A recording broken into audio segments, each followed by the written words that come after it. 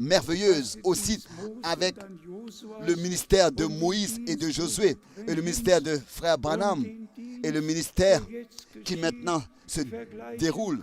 Nous pouvons comparer cela. Sous Moïse, l'appel à sortir, la délivrance de tout l'esclavage a eu lieu. Et le message était: laisse sortir mon peuple pour qu'il me serve. Jusqu'à cette expression, laisse mon premier fils sortir pour qu'il me serve. Et ensuite, quand tout cela avait eu lieu, le Seigneur appelle son prophète sur la montagne de Nebo. Je vous l'ai dit déjà ici.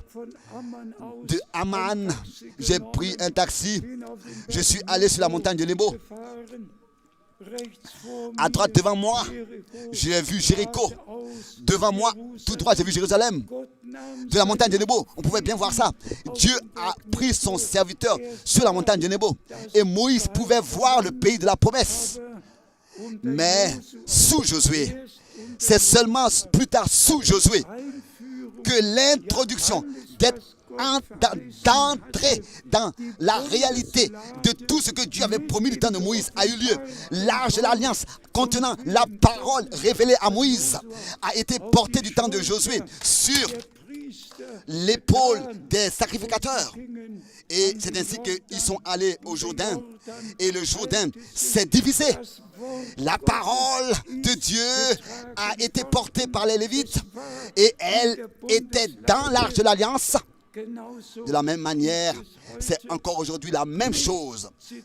Pas des citations de Moïse. Et ça, il faut qu'on le dise clairement.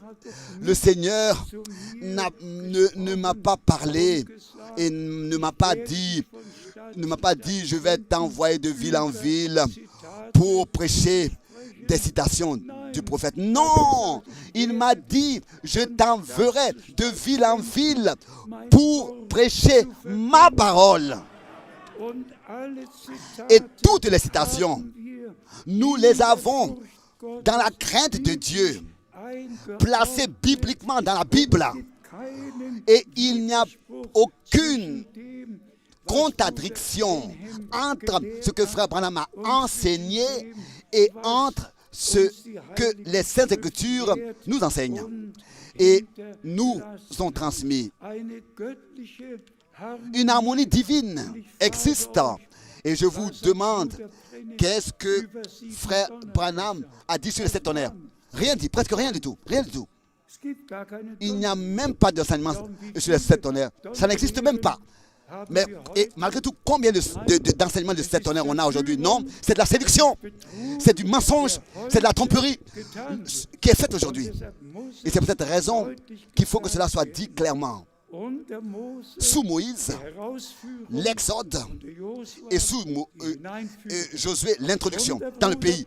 Sous frère Branham, l'exode de tout le désordre, de tout l'esclavage dans les dénominations. Et maintenant, l'introduction dans la parole promise pour cette époque. Et c'est pour cette raison que nous sommes reconnaissants à notre Dieu de tout notre cœur et de toute notre âme. Et qu'est-ce que frère Branham pouvait encore dire?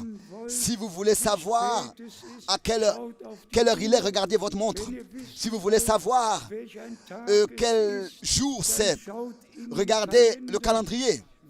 Mais si vous voulez savoir à quel point le temps est avancé sur terre, regardez à Israël.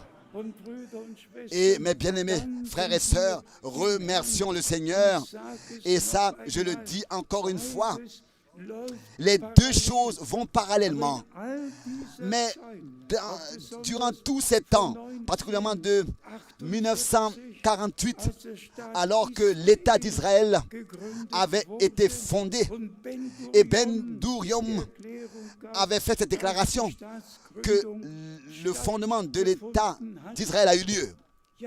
Oui, particulièrement depuis ce temps. déjà, comme nous l'avons dit, le 7 mai 1947, l'ordre direct, le commandement direct qui a été donné à Frère Branham. Et ensuite, nous voyons simplement comment est-ce que le Seigneur lui-même a conduit toutes choses et dirigé toutes choses d'une manière que nous pouvons par cela reconnaître à quel point le temps est arrivé, est avancé. Et encore une pensée, bien-aimés frères et sœurs, dans Romains, le chapitre 8, seulement pour que vous puissiez savoir que aussi toute la création attend la révélation des enfants, des fils de Dieu. Et je demande à un frère de venir devant et pour nous lire ces versets.